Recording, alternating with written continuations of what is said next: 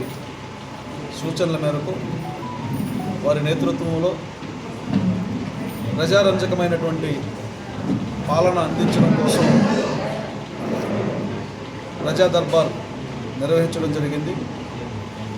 ప్రజల నుంచి వినతులు తీసుకోవడం, ఫిర్యాదులు తీసుకోవడం, వాటికి అక్కడక్కడే సాధ్యమైనంత వరకు పరిష్కారం చూపడం, లేదంటే వాటి సమస్యల్ని పరిష్కరించడం కోసం అధికారులకు సూచించడం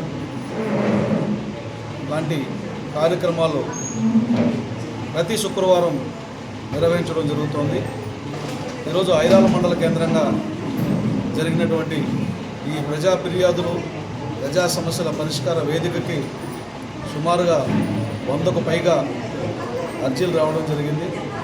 వారిలో అత్యధికం భూమి సమస్యలు. ఈ భూమి సమస్యలు కూడా ఎలా వచ్చాయంటే కేవలం గడిచిన 5 ఏళ్లలో సృష్టించబడినటువంటి సమస్యలే. అంతకుముందు ఎప్పుడు కూడా వారి భూములకు సమస్య ఉండేది కాదు.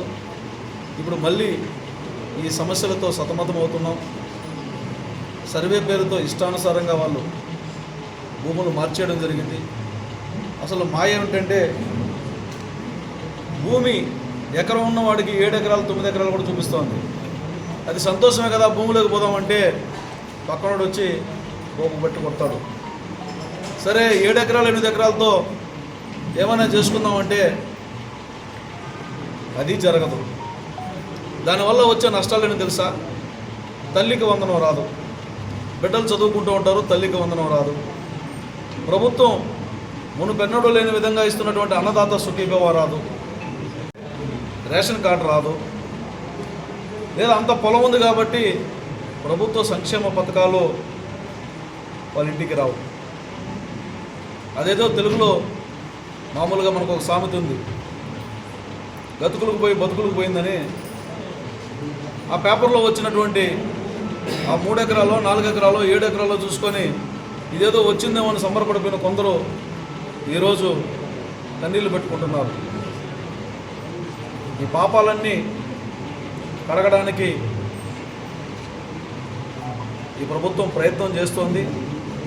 గత పాపాల పరిష్కార వేదికగా చెప్పొచ్చు దీన్ని. గత పాలకులు చేసిన పాపాలకు పరిష్కార వేదికగా పెట్టుంటే బాగుండేమనిపిస్తోంది.